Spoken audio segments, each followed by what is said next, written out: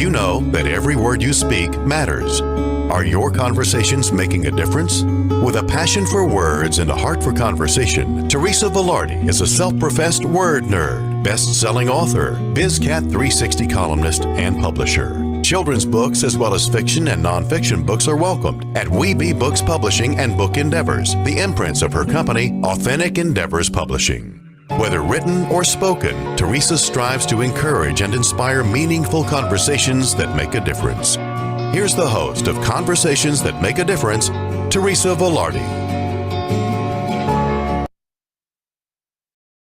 Hey everyone, and welcome to Conversations That Make a Difference, another edition of our once every couple of weeks show that goes live. We are live on first and third Tuesdays at 5 p.m. and you can see the replays every Tuesday, 5 a.m. and 5 p.m.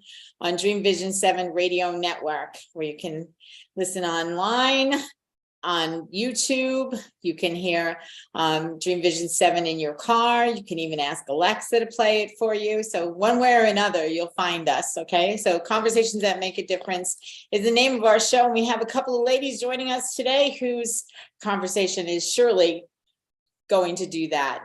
I'll introduce them in just a second, but I'll just tell you we have Dr. Rachelle Simpson Sweet, and Lori Kaplan has graciously stepped in for Elizabeth Parrish, who's a little bit under the weather today. So I'll get with you ladies in just a minute. As you know, we start with a prayer every show. And so let's start with the serenity prayer. God, grant me the serenity to accept the things I cannot change, courage to change the things I can, and the wisdom to know the difference. And it is by God's grace that we are fabulous, blessed, and highly favored, living in our greatness, using our gifts and talents, making a difference in the lives of others with passion and purpose, and all of God's great universe is conspiring in our favor. And so we gratefully say, amen. Amen. Amen. So let me first read the from this brand new book, Expressive Origins. Yay, Dr. Rachelle. Sweet. We are so excited for you. This book made it to number 2 on hot new releases in the categories that of genetics. So it's a great read, lots of good stories in here. We're going to talk about this. We're going to talk about epigenetics. We're going to talk about what Dr. Rachelle has going on and how Lori Kaplan uses this information as well in her coaching and her helping people live their best lives also. So let me start with your bio, Dr. Rachelle. So Dr. Rachelle Simpson Sweet was born in the UK, moved to the US at age 13. She currently lives in Nashua, New Hampshire. Dr. Rachelle has a diverse background, living in many countries and working in various settings. She has interests in finance and real estate and spent many years investing and managing real estate in the US and internationally. She received a formal doctoral education in clinical neuropsychology at Nova Southeastern University, a post-doctoral fellowship at Evanston Northwestern in Pediatric Clinical Neuropsychology, and has now branched into genetic evaluations. She completed a rotation in health psychology at Henry Ford Hospital. She holds certifications in health and well-being coaching, emphasizing positive psychology and lifestyle medicine. Dr. Rachelle has presented research within neuropsychology and professional conferences, and has contributed writing pieces for 3 different published books, all in 1 year, by the way. Not that I'm not proud, all in 1 year, by the way, I'm proud.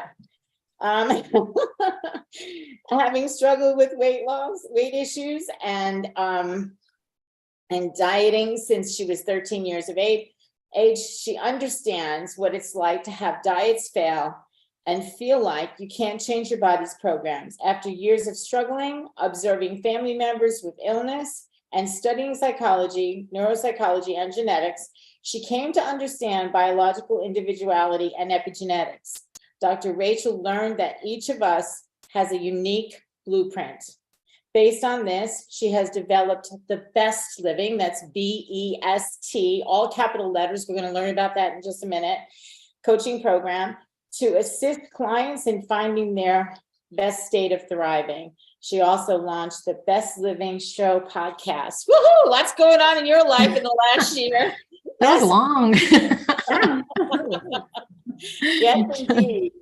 And Lori Kaplan, Lori, self-described as a joyful dietitian, Lori works to reduce the stress around our food choices to create a beautiful and easy foundation for living.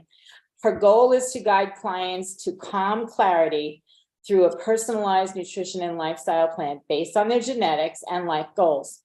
Her mission is to reduce the world's noise so that you can hear the truth of your DNA, and truly thrive.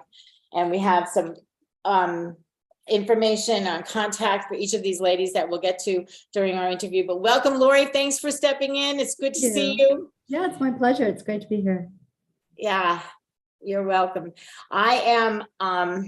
I'm excited about this book, and I'm excited about what you ladies are doing in this area, because I'm one of those women who, like Dr. Rachel, the struggle I think mine was a lifetime struggle. I don't even recognize what age I was at when I realized that I had issues with dieting and weight loss, and nothing seemed to work. And you have some answers. So let's talk about some of those things that people can learn from not just their epigenetics, but from using that and putting it into your new program called B.E.S.T. Let's talk about it.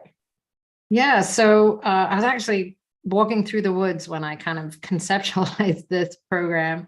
And it's really just that it's something very simple. It's breathe, eat, sleep, thrive. And breathing is super important. I mean, obviously without breath, if we're not breathing, we're not living, right? So that's very important. But what's happened over time with the industrialization of our environment, people aren't breathing correctly. This breathing leads to problems within inside of ourselves, with imbalances between oxygen and CO2. And then that can cascade into other things that can cause high blood pressure and other metabolic problems popping up. So breathing it's super important. It also helps regulate our connection with our heart rate variability as well, and help that stabilize, which is a very important indicator of our overall functioning and strength. And there's been a lot of research that shows that deep breathing helps with this. I mean, we're seeing more and more now how breath is really becoming so key in health. And it's just something I think that a lot of people don't think about. They take for granted their way they breathe. Eating, of course, it's one of the things we do all the time, right? I was just listening to something the other day where people, I think on average, eat 12 meals a day. I know that sounds crazy. What? On average, they're eating 12, and it's because they'll walk into a break room and they'll see a donut and they eat the donut. Or, someone's got invites them out to coffee, and so they add a muffin onto that. So throughout the day, people are grazing and eating a lot of food, and so a lot of it's mindless. And of course, and Lori's going to talk about this, that food is all information to our body. And that food will then either create thriving, or it will create an environment that becomes, unhealthy for us, and can start to lead to damage, depending on the type of food that is and the amount of that type of food that you're eating. And then there's also, obviously, within that chapter that I wrote on eating, there's the epigenetics, which is really important to understand that, and nutrigenomics, and how that information plays to our genetics. And then energy, how we spend our energy, because food is energy for us, but we've also got to burn that energy. We have a base area, that we burn, but then when we exercise, when we move around, that, we're having more energy there. So I talk a little bit about how that interplays. And then sleep. To me, sleep is foundational. And I know this was in Lori's chapter. Oftentimes people come to her and say I want to lose weight. And she'll start to look at what's going on and the patterns in their life. And sleep is the issue. Excuse me. And I'm losing my voice. Water, all important. Yeah, water. Super important. Water. Sorry. And sleep is it's key. Everybody has to sleep, and we're required to have a minimum of it. And it's, to me, it's the foundation that everything else sits on. And there's so many people who have this other look at sleep. Like, for example, I have people in my life who, like, there just aren't enough hours in the day to do, and they sacrifice sleeping in order to be able to get it done, only to wake up to what they didn't do while they stayed up all night and didn't get it done. So we can get into this cycle of unhealthy habits with sleep. And I'm guilty of this too. I think we've all been guilty of it, right? Yeah. I mean, Sure. when Yeah. I went through grad school, like 4 hours was normal for me because I was studying, and then I'd have to get up and I would study more or go to class.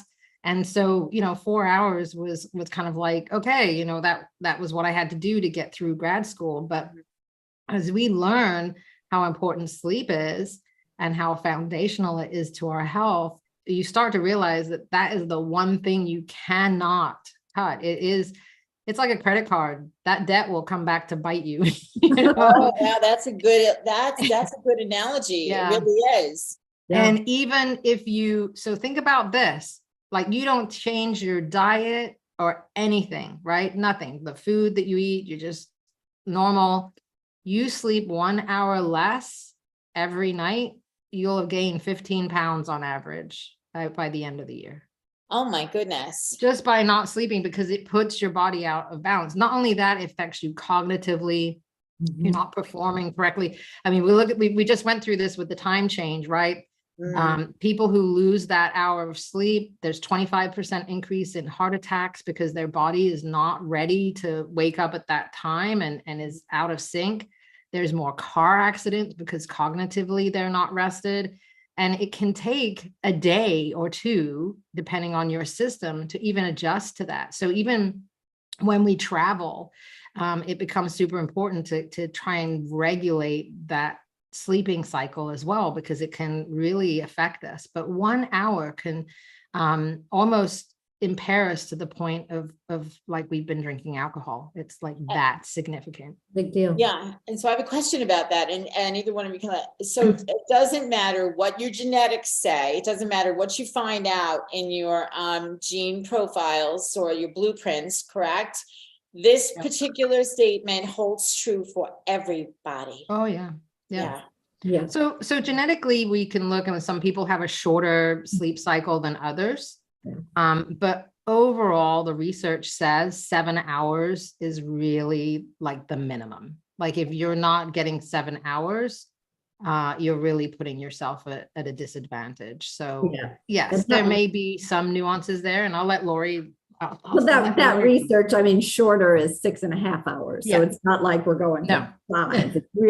It's really a very small increment to make that shorter. No, we all need that basis of sleep. I mean, there's so many processes that happen, particularly in our brain, to help us reset, reduce inflammation, really speak to our hunger hormones, which when they're out of balance, there's the weight gain that comes on much easier. Right. So I mean, Lori is really just hit something home. And this is why you gain weight if you don't sleep right, just by not even changing anything else, is because you're upsetting ghrelin and leptin, and that balance will say, I'm more hungry, than really. And it's like, well, I need those carbohydrates, and that donut's looking really good because I need that energy and I need that to pick me up, right? And it's all to do with those signaling in the body, the leptin and the ghrelin, that's out of whack now because of the lack of sleep. And that, so for people that don't know, just give a short definition of what the roles of ghrelin and leptin play in the body, and the sleep and the weight loss cycles and whatever else because they can be your best friend or they can be your worst enemy, right? Right. Yeah. So, I mean, obviously we have various chemicals that interact between our gut and our brain, right? Everybody's heard of that kind of gut brain axis. And leptin is a chemical that's secreted that tells our brain that we're full. And a lot of times, I mean, there's some nuances to this, but a lot of times when we lack sleep, it's kind of says we're not full. And so it eats more. Ghrelin is our hunger signal. And so when we are not sleeping, it actually starts to regulate differently and then give signals, a signal that, hey, I'm hungry, more hungry than it would be if you were sleeping, right? You want to add anything to that, Lori? Well, it doesn't turn off. Like the poor sleep keeps the leptin switch on. So it increases the hunger, even though you're not really hungry. Your body doesn't need the food. And it also, I mean, it really comes back to survival. You feel tired. Your body's like, oh gosh, we might die, or there might be a saber-toothed tiger chasing us. So we need to eat more, which isn't true. Yeah, I mean, that's the thing. Like you got to remember, we have an old part of our brain, as I was writing the book, I kept talking about those cavemen, but it does revert back to that kind of an old state of being for survival. And the thing is, that system doesn't care how much body fat we have. Nope. It only cares that we survive. Yeah. And so it doesn't, if the brain is getting a signal that we are hungry, and leptin is we're running out of, it's saying, our leptin says we're running out of a fuel source, even though you're carrying like more weight on your body than you need to. Your body is telling your brain, I'm hungry and I need food, and you've got to go out there and get something for me.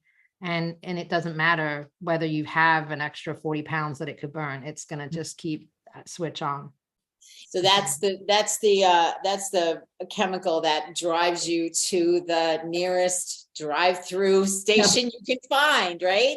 Yeah, exactly. So, it's, I mean, I don't know. I live in New England, so Dunkin', everything runs in Dunkin' in New England, right? Yeah. And you see that in the morning, and this is a direct.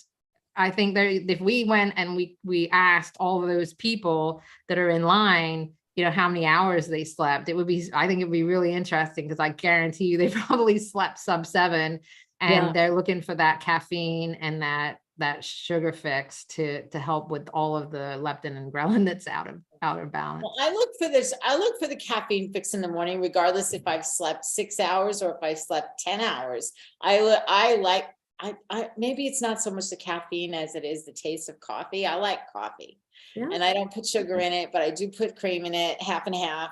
But I like that coffee in the morning. I feel like I don't start functioning until I've had that first cup of coffee. Is that normal, or is that usually? Well, it's not normal for me, but I know Lori likes her coffee, so I'll let her. All right, Lori, you're a coffee sister for this conversation. Totally. No, I love my coffee. There's such a great pleasure in having that cup, and I'm sitting there doing just a little bit of mindfulness. My dog's next to me on the couch, and it's lovely. And yeah, it certainly perks me up. The cool thing with caffeine is, when you know your genetics, it shows you how you genetically process caffeine.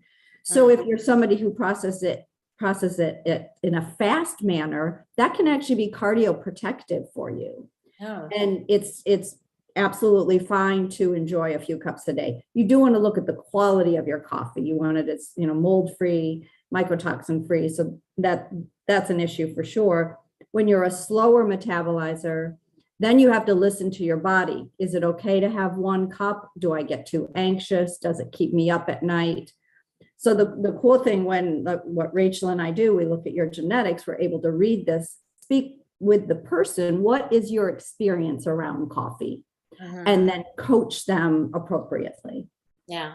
So. Well, that makes sense, because of course everybody's body is different, and my story may not be the same as, well, obviously it's not the same as Rachel's in terms of the coffee. There's a lot of things that we definitely have. I had my genetics done, and Rachel and I had a conversation about some of the things that we have in common, and it's like, I think we are sisters somewhere along the line here, but not with coffee. So Lori, talk a little bit about when you should time caffeine, because there is some elements to timing caffeine that's better as well. Yeah. So even if, it depends. You see those people who will have cups of coffee at night and go right to sleep. And even though I'm a fast metabolizer, I don't do that, because it still affects me.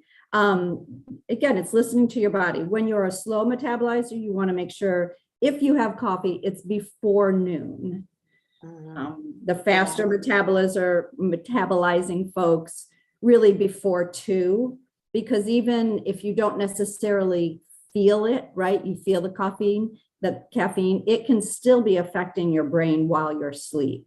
And we want to take out as many influences that could interrupt our sleep, even if we're not aware of them. Right. So really well before 2 o'clock for that last cup. Yeah, and there's also waiting to drink it in the morning too, right? That's right. Waiting at least an hour, ideally 90 minutes. It can interfere with your cortisol, and then it can give you a boost right away, excuse me, but then you can have a crash later on. If you can wait, then that's the ideal way to consume your coffee in the morning.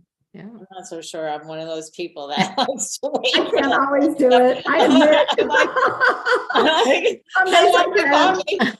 Yeah, some days I can, some days I can't. And that's okay. Yeah.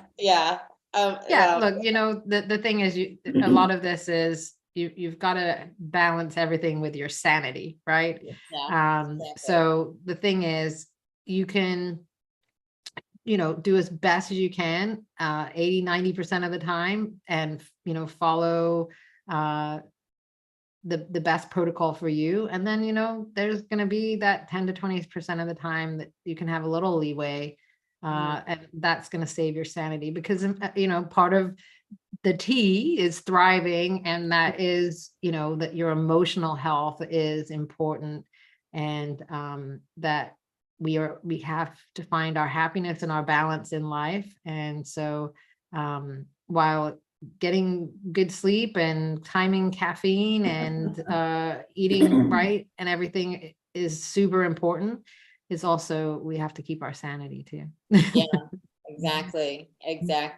Well, this is really good stuff. I mean, I wouldn't have thought about the different ways that people metabolize coffee, caffeine. Especially my father could drink a cup of coffee right before he went to bed and be passed out in 5 minutes. Yeah, I'm so jealous of people like that, But and my son, the same thing. He drinks coffee all day long, and he can go to sleep no problem. But he has trouble turning his brain off. That's his problem, and that's where he runs into issues with that. Well, there's different things that can cause that too, and food is one of them that can actually cause the brain not to turn off. Yeah. And we're going to talk about that when we come back from this break. We're going to be back in just a couple of minutes. You're listening to Dr. Rachelle Sweet and Lori Kaplan talk about Dr. Rachel's new book, Expressive Origins, all about your genetics. So we'll be back after this break.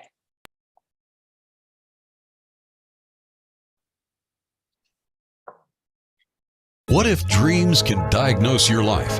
What if we can meet the love of our life in dreams? Join host Kat O'Keefe Canavas, the #1 internationally best-selling author of Dreams That Can Save Your Life, written with Duke University medical doctor Larry Berg.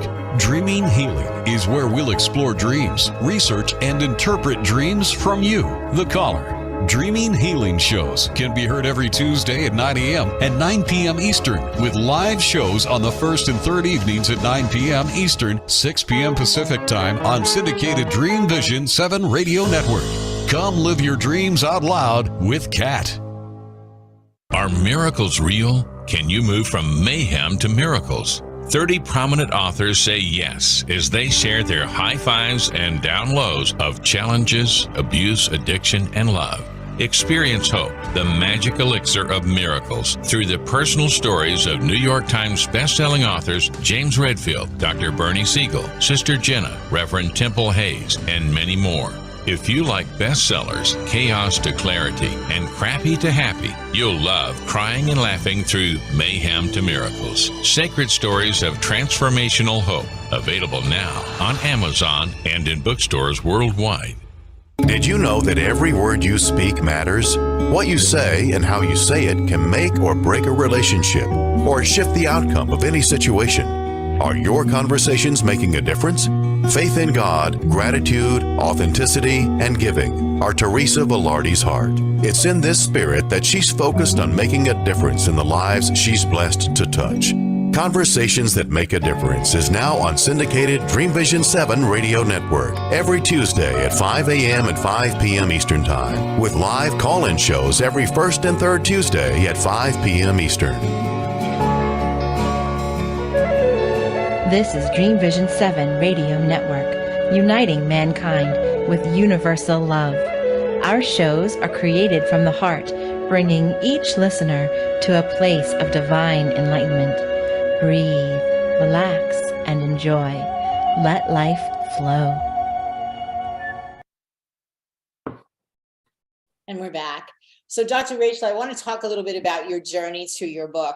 And before we go back, and I have a question about caffeine that I'm going to ask you right after this. So I met you quite some time ago at a conference, and respect everything about you.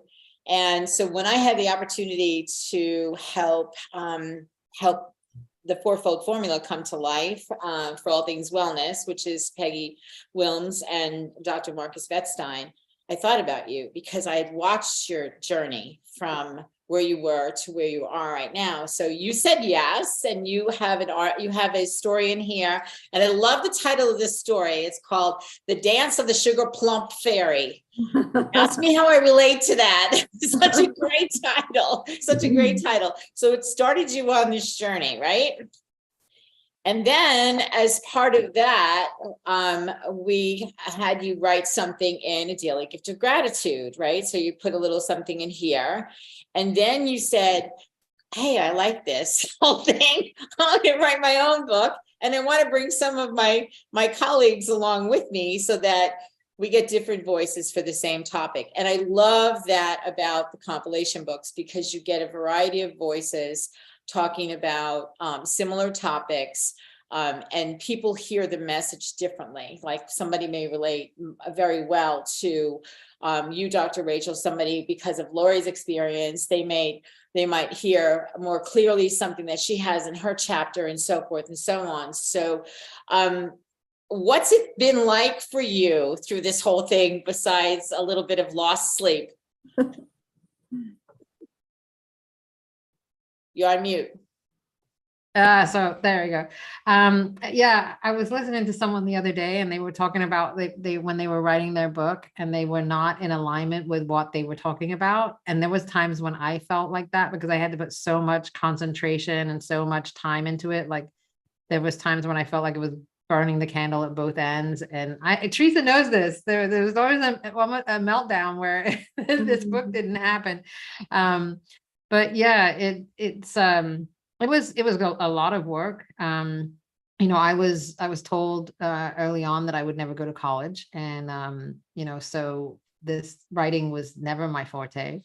And when Teresa brought up the whole chapter for Peggy's book, I was like, oh no, I'm not a writer. I can't do that. And then I thought, that the chapter was not so hard. And then I did the little piece for the gratitude book. And then I'm, working on another piece for another one of Peggy's books. And so I thought, well, I could do this, and I can bring some people along, because I feel like this helped me and it helped my business.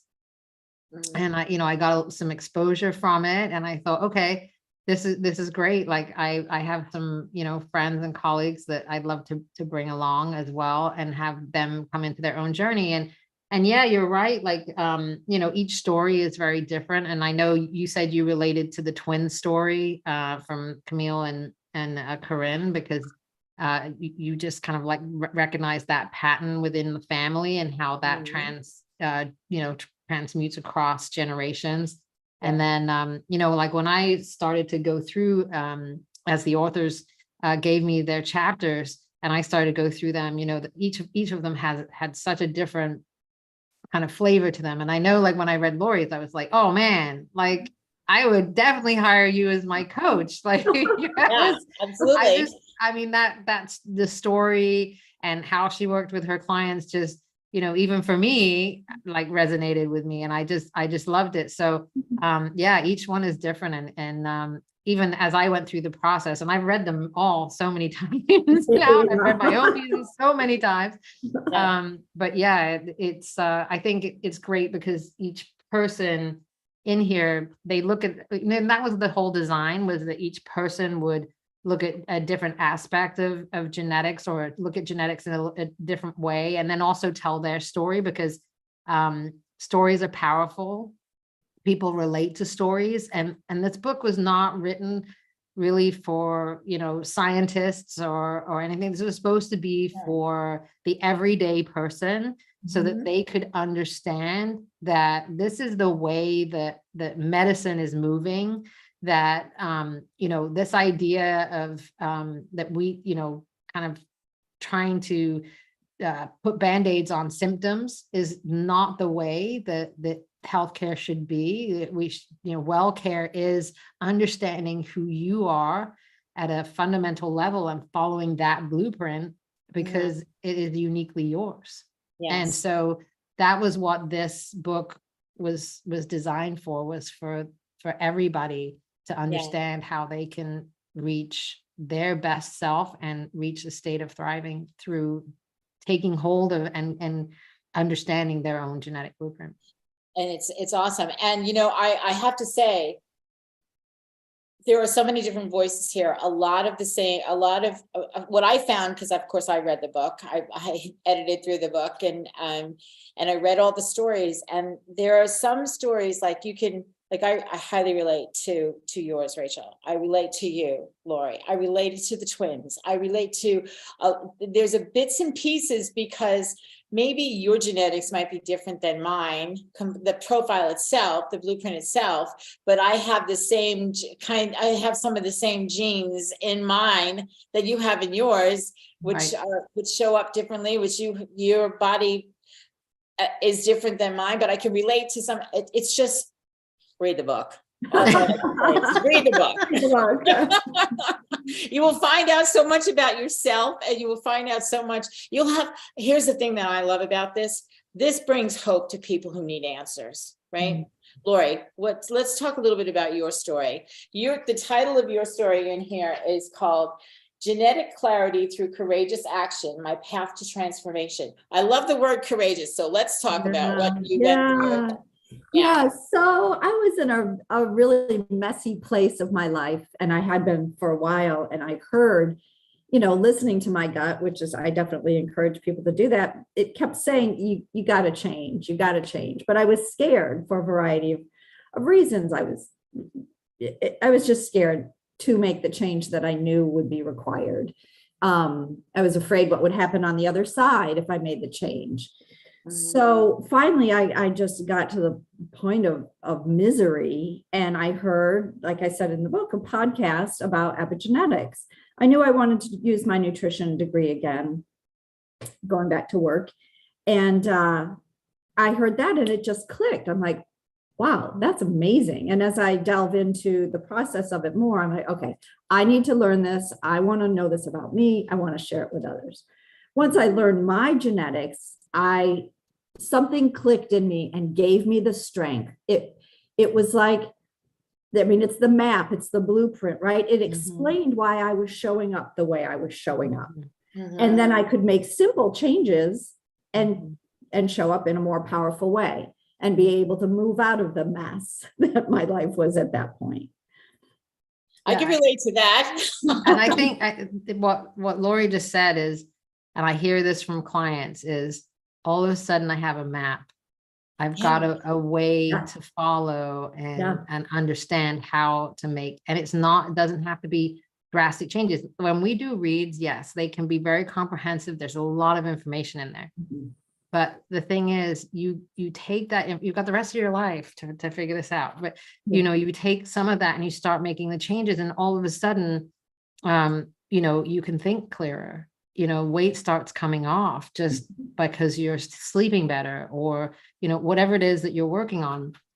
And the thing is, you really start to see the difference, and you don't have to listen now to, you know, what's the latest fad and what do I have to do with the, you know, more meat, less meat, more vegetables, more, you know, whatever it is, you know, am I eating this time or not eating this time? You don't have to listen to a lot of that. Some of that stuff works within your genetics. You have to look at that, right? We have to figure that out. And that's why I said for some people it works, but for other people it doesn't. And, you know, that's the thing. It gives you a map that is for you. Yeah.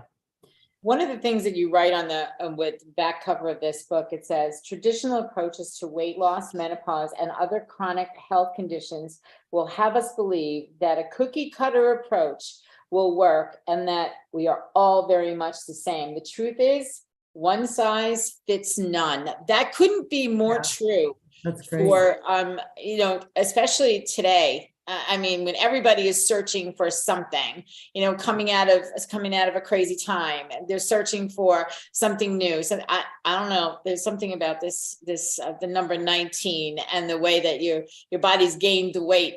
Of how there was a big joke about, you know, the freshman 15 and the COVID-19, the number of pounds that you gained while you were home. Yeah. So I just love that. You know, you point out that we are not the same, even though that we are human beings. Our genetic makeup is different, and that what works for one will not work for another. And go back to the coffee conversation for a section, because I have to get this question in. There's a question, not just for me, but for other people who like Rachel, before we started, our producer, was drinking coffee before we started. And so now she's rethinking about why, you know, how can she counteract the effects of the caffeine? Is there something you can drink besides lots of water? Or is anything that you can suggest that will help to make the caffeine go through the system faster so that you're not staying up until 2 a.m. or something? And Lori's shaking her head no. Oh, that's disappointing, Lori, because if I could have coffee at 3 o'clock in the afternoon, I'd have it. So again, I'm going to go back to sleep, because the caffeine's fine. You can't take something that makes it go faster. Either you have the genes that metabolize it quickly, or you don't, then it sticks around faster.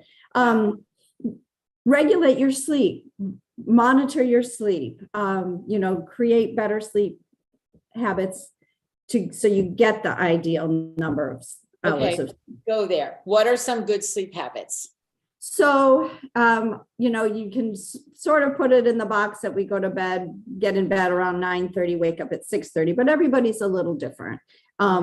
If you're going to bed late, a lot of people stay up to 11:30. If you can even bump it back in 15-minute increments.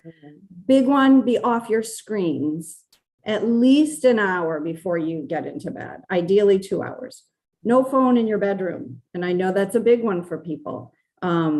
Especially if you've got somebody that might be out, like a teenager, or, you know, that you might need to pick up for. But as much as possible, no light in the bedroom, a cooler temperature, and really make it your sanctuary. But in order to bump that time, I would say 15-minute increments, you know, forward or backwards, so you can get to bed a little bit earlier. That's good. 15 minutes is doable, I think, for a lot of people. I think where most people are going to have their problem is the blue light from the devices, you know, like what's the last thing you do before? And a lot of people use their phones, myself included, as alarms, you know, because I have to take a thyroid medication. I take it at a certain time every day. You know, and then I put an alarm to get up for the day if I'm not already up. Well, they do make cute alarm clocks. I know, right? I just set a couple of them, and you can go old school. Yeah. Somebody told me put them in a place where you actually have to get out of bed in order to be able across to the room. Right.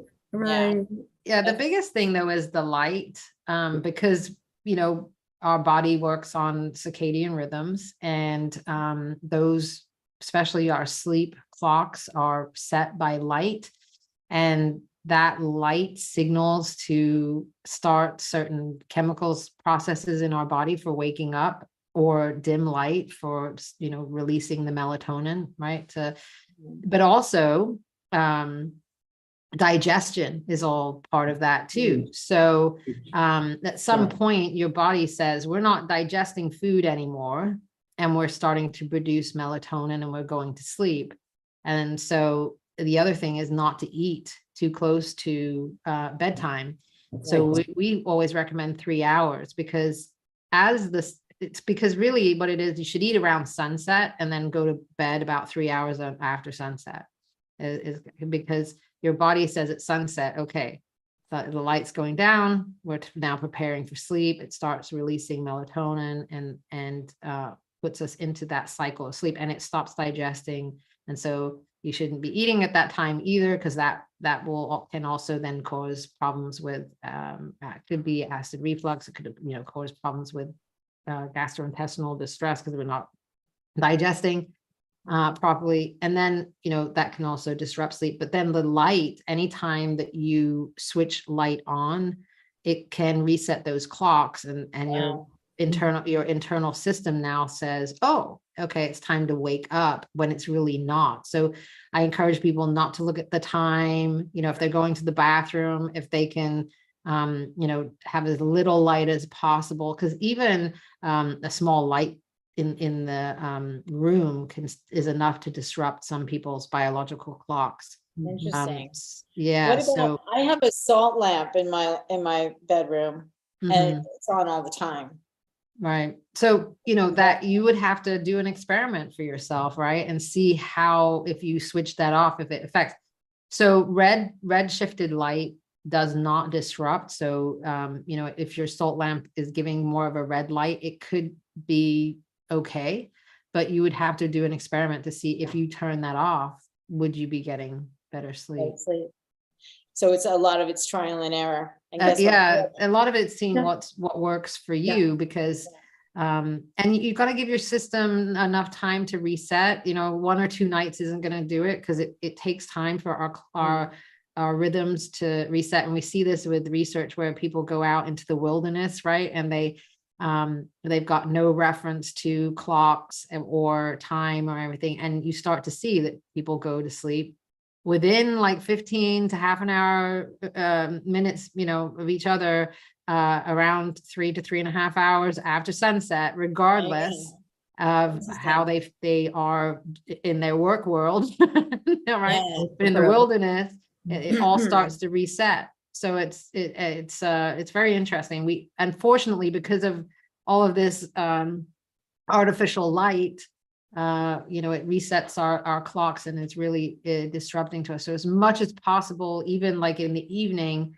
if you can, dim down lights, a couple of hours before, as Lori said, like, switch the TV off, get rid of anything that's emitting the blue lights. You can also get blue light blockers, but it's still, I think, beneficial just to shut down if you can. Yeah. Plus it's noisy. It's noisy. Yeah. It is noisy, yeah. And you want to put your brain in that sense of quietness and peace. Because remember, we got an old brain in there. It's used to these rhythms. Yeah. It's used to this. We haven't had, you got to think, when was light invented? Not that long ago. We've been, as this species, we've been on the planet 200,000 years. So we've had, 100 and, 990, whatever many years of all of that with no light. And now all of a sudden someone switched the lights on 100 and so years ago. And our body's like, what? Your body goes crazy. Your brain might say, oh, but your body goes crazy. With that, we have to take another break. We'll be back with Dr. Rachelle Sweet and Lori Kaplan right after this.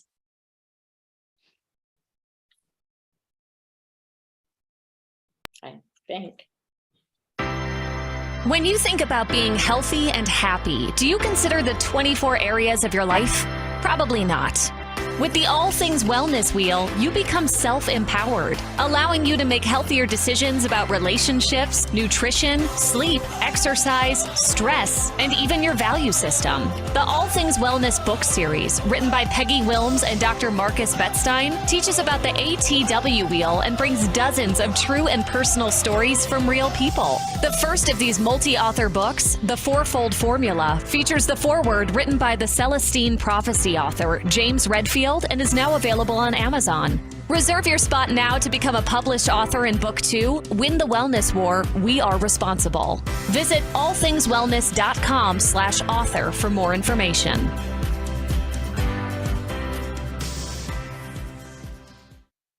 In a world facing annihilation, a miraculous African nun rises to become the first female pope through a web of war, murder, and betrayal. Loved by some, hated by many, she becomes the deadly target of Islamic terrorists and her own cardinals as she introduces a new vision that will either save humanity or accelerate its destruction. 4 people must race against a nuclear holocaust to learn her astonishing secret. Pope Annalisa is available at petercanova.com, Amazon, and other online booksellers and bookstores worldwide. Did you know that every word you speak matters? What you say and how you say it can make or break a relationship or shift the outcome of any situation. Are your conversations making a difference? Faith in God, gratitude, authenticity, and giving are Teresa Velardi's heart. It's in this spirit that she's focused on making a difference in the lives she's blessed to touch. Conversations That Make a Difference is now on syndicated Dream Vision 7 radio network every Tuesday at 5 a.m. and 5 p.m. Eastern Time, with live call-in shows every first and third Tuesday at 5 p.m. Eastern.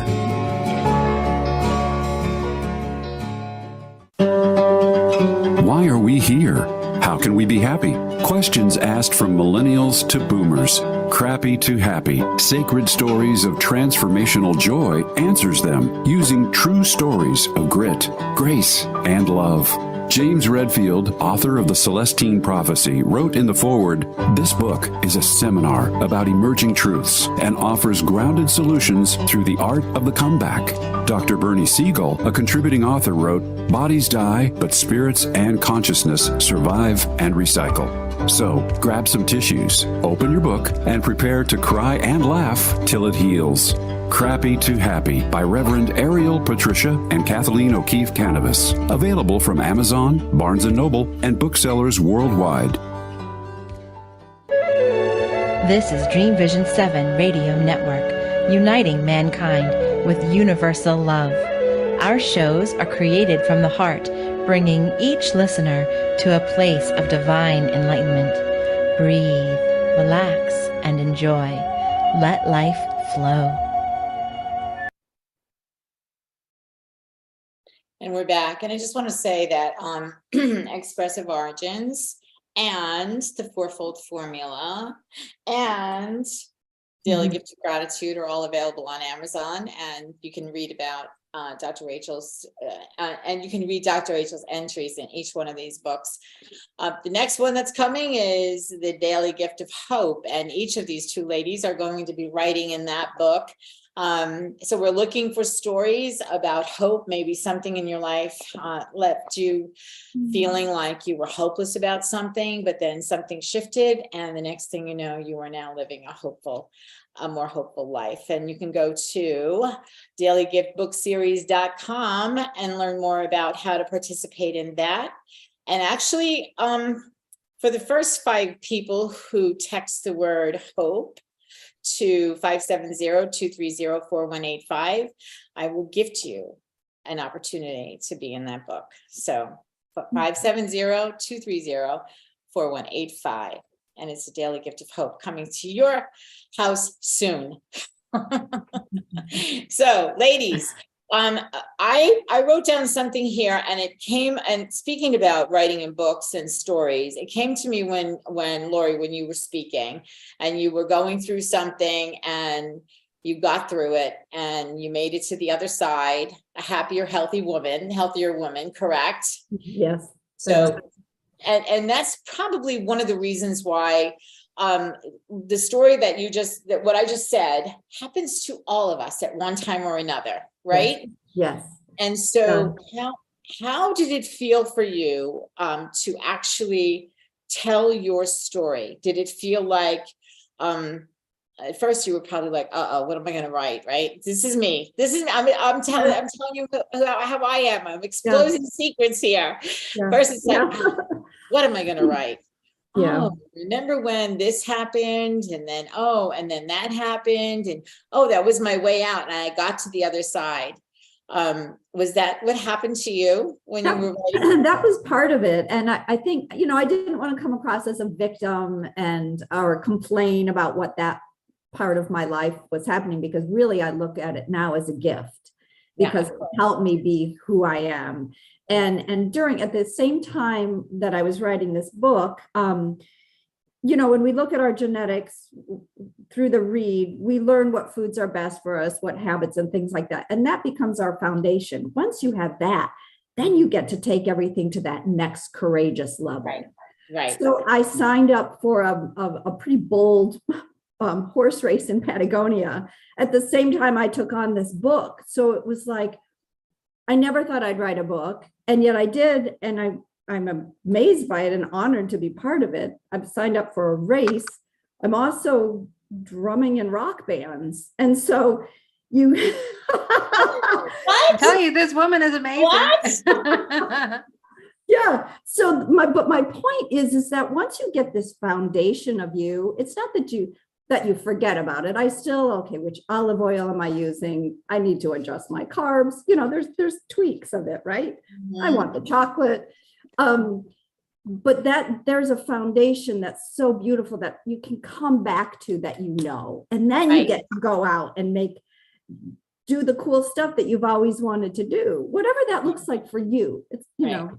Exactly. So. And the beauty of it is you get to share it with somebody else who may be going through a similar situation, that the fact that you've shared your story now has helped somebody else. And that's why this show is called Conversations That Make a Difference, because I believe every time we reveal something that we've gone through, we're not the only ones who have gone through it. Somebody else has gone through it too. And by putting it out into the world in one way or another, in one book or another, we have the opportunity to help somebody else.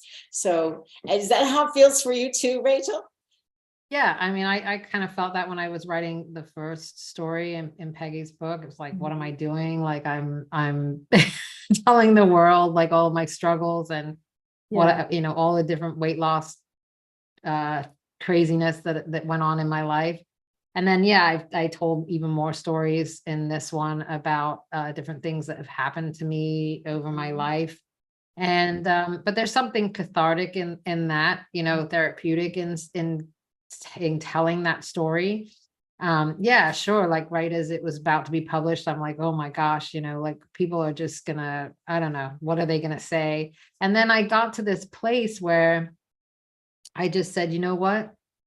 I've done something. I put something together here that a lot of people only talk about doing. I brought some incredible people together. I mean, even you said after you read the stories from all of the contributing ladies, you were like, this is some ridiculously good information. It is. And I just thought, I cannot not go through with this just because I'm feeling scared, because each of those stories needs to be told as well. And I know the twins had, when we were editing theirs, they kind of wanted to stay a little bit more anonymous. And I said, but no, like we've got to have your names out there. And they graciously agreed. Okay, like we're gonna do this. We're gonna tell the story, because I said it's gonna make people relate to who you are, and then they're gonna want to work with you because you've got that element to you that they can relate with, and that's what's so great about the story, because we don't, we as humans, that's how we relate, right? Is with our stories and with what's happened to us. But I think what both Lori and myself and the other ladies in the book are showing is that, we've all had these crazy backgrounds. We've all had struggles in one way or another. I mean, Abby, like her story was so compelling as she told it, going through her pregnancy and her autoimmune, and but she got off all of her medications, and she's now giving back and helping other people to do that.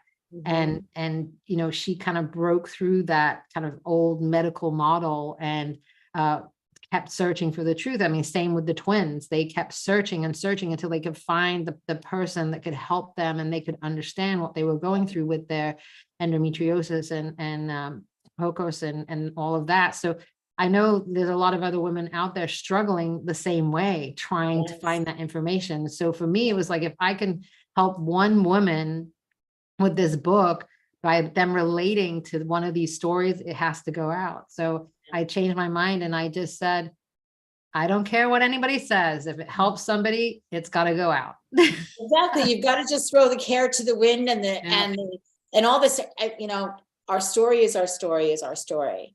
But we tend to make up these stories in our head that it's not going to make a difference. Nobody's going to, oh my God, what if so-and-so reads this book? Right. You know, you may be turning the light bulb on in so-and-so's head. They've been hiding under a rock somewhere, and you might be the one to be able to help them up off the ground and get out from under that rock. And that's why I do what I do. And that's why I have these conversations, because your stories, they matter to a lot of people. Now Rachel's hooked. She's got something else coming, and we won't talk about that until she's in the works. But I can't wait to see what the two of you write for A Daily Gift of Hope, you know, so because there's a lot of different voices in these books. And, you know, you said it. You said that it was a gift. You're proud, Lori, you said, as you were talking, it was a gift. That's why this is named. That's why this series is named The Daily Gift Book Series, because people don't recognize the gift in it until they see, and gift in certain things that happen in their lives, until they see someone who comes through it on the other side, and they recognize that, oh my goodness, I had to go through that in order to be able to get here. Right. Yeah. Yeah. So that's why I love doing what I'm doing. We only have a couple of minutes left. Ladies, Lori, let's start with you. How can people get in touch with you? So my website is geneticallynourished.com. Facebook is Lori Kaplan. It's also Genetically Nourished. I'm on LinkedIn, Lori Kaplan, and email is geneticallynourished@gmail.com. That's you're going to want to tune in to find out about Lori's horse race in Patagonia. I'm excited. When are you doing that, Lori? It's February of 2024. There we go. So I can't let you go by without asking you the horse race of Patagonia, and then what else are you doing? You said something else, and I was like, "Holy cat! This is stuff that I didn't know about this girl." What else have you got going on? Well, the big thing is my drumming. Yes, it's in a rock and roll band. So I just am starting to play with some new guys, and we're getting a set list together and perform locally, and it's a lot of fun.